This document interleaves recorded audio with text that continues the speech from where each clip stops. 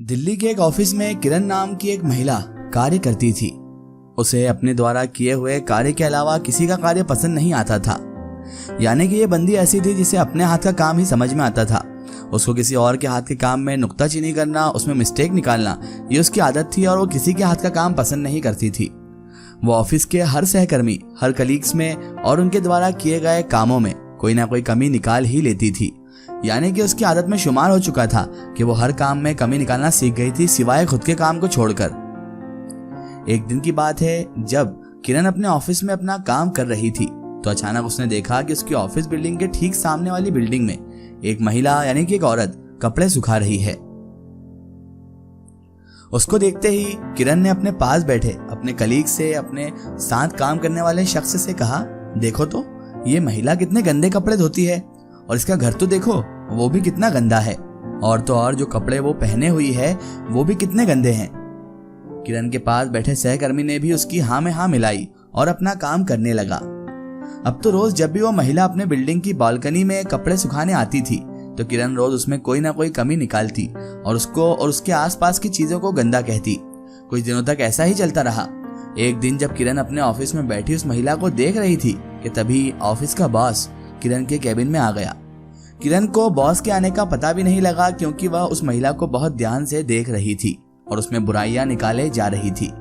यह सभी देख बॉस ने उसे टोका, किरण आप कहाँ देख रही हो? क्या आपका मन अपने कार्य में नहीं है? क्या आपका मन अपने काम में नहीं लग रहा है बल्कि बाहर लग रहा है?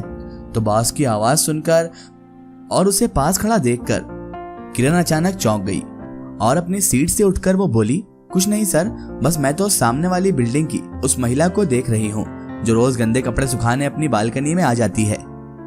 बॉस ने भी उस महिला, उस बिल्डिंग की और उस कपड़ों पर नजर डाली।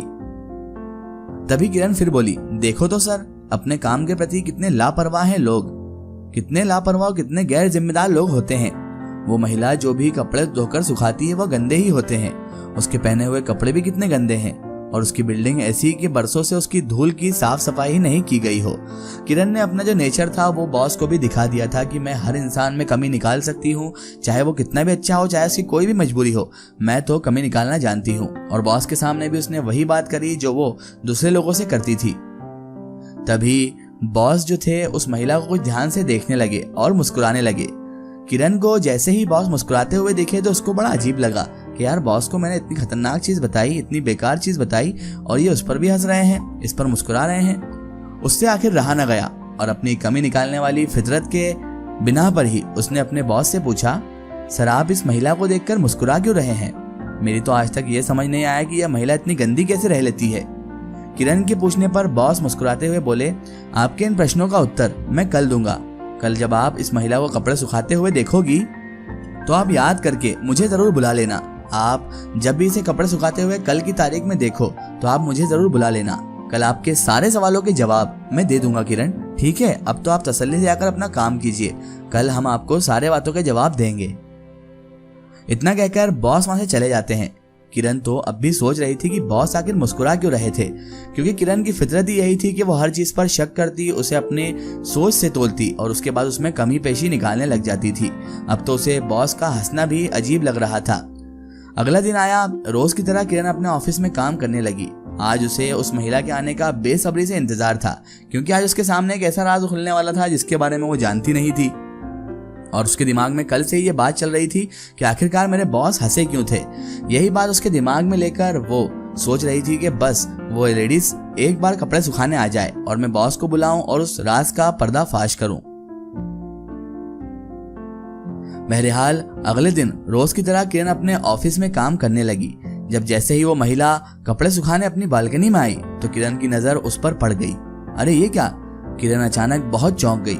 ये महिला तो आज कितने साफ कपड़े सुखा रही है।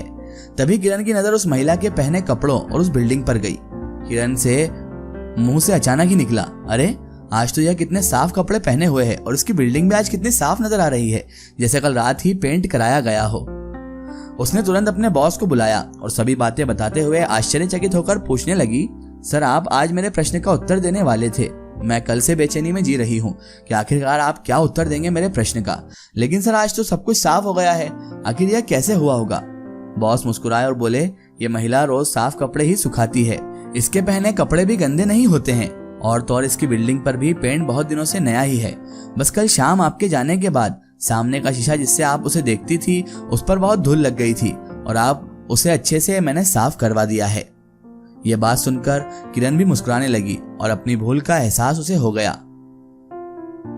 दोस्तों, हो सकता है इस मोटिवेशनल स्टोरी का मजेदार अंत पढ़कर आपके चेहरे पर भी मुस्कुराहट आ गई हो, लेकिन ये कहानी हमें बहुत कुछ सिखा भी देती है। ये दुनिया, इस दुनिया के सभी लोग और इस दुनिया की सभी वस्तुएं हमें वैसी ही दिखाई देती हैं जैसे हमारा दृष्टिकोण और जिस दृष्टिकोण से हम उसे देखते हैं।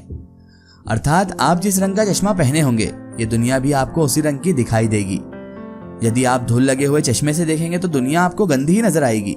बहुत से लोग नकारात्मक दृष्टिकोण यानी कि नेगेटिव एटीट्यूड के होते हैं कि उन्हें दुनिया के हर इंसान और वस्तु में कोई ना कोई कमी नजर आने ही लगती है। सभी लोगों में अगर कोई कमियां हैं तो उनमें कोई अच्छाइयां भी जरूर होती हैं। क्यों ना हम सभी लोगों की उन अच्छाइयों की तरफ अपना फोकस करें। यदि हम ऐसा कर पाते हैं तो खुद को हमेशा पॉजिटिव एटीट्यूड रखने के अलावा हम बहुत सी समस्याओं से भी बच सकते हैं।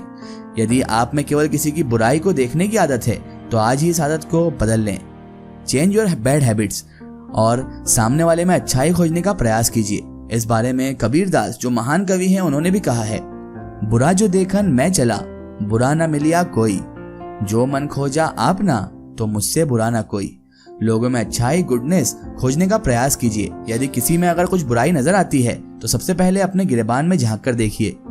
यदि आपका एटीट्यूड पॉजिटिव होगा तो सब कुछ आपको पॉजिटिव ही पॉजिटिव नजर आएगा, और अगर आपका नजरिया ही खराब हो और वो ही नेगेटिव हो तो आपको एक पॉजिटिव इंसान भी नेगेटिव ही नजर आएगा।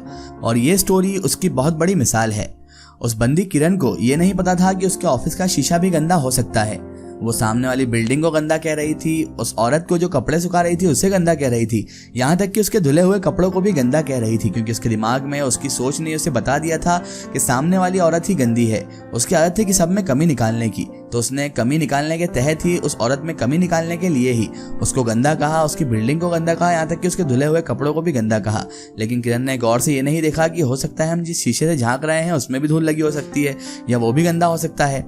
उसने तो बस कमी निकालना चाहा था, और उसकी कमी का नतीजा ये निकला कि उसने जब अपने बॉस से ये बात कही तो उसके बॉस उसी वक्त उस बात को समझ गए थे। लेकिन अगर उसी वक्त उसको समझा दिया था तो भी उसका नजरिया ठीक ना होता। इसलिए बॉस ने कहा कि तुम कल आना। और कल जब शीशा साफ करवा दिया गया और जब किरण ने खुद उसको देखा तो उसे सब कुछ चीज साफ दिखाई दी। पेंट भी नया दिखाई दिया, कपड़े भी साफ और वो औरत भी साफ दिखाई दी। और जब बॉस ने उस हकीकत पे से पर्दा उठाया तब जाकर किरण का नजरिया चेंज हुआ। हो सकता है हमने भी जिंदगी में कई लोगों को गलत जज कर लिया हो, तो हमें इस गलती को अगर सुधारना है और अपने नजरिए को बदलना है तो हमें अपने अंदर सबसे पहले पॉजिटिविटी पैदा करना होगी। वो कहते हैं ना कि अच्छा सोचोगे तो अच्छा ही पाओगे और बुरा सोचोगे तो बुराई की तरफ चले जाओगे। इसलिए हमेशा अच्छा सोचें और अच्छा रहने की प्रयास करें।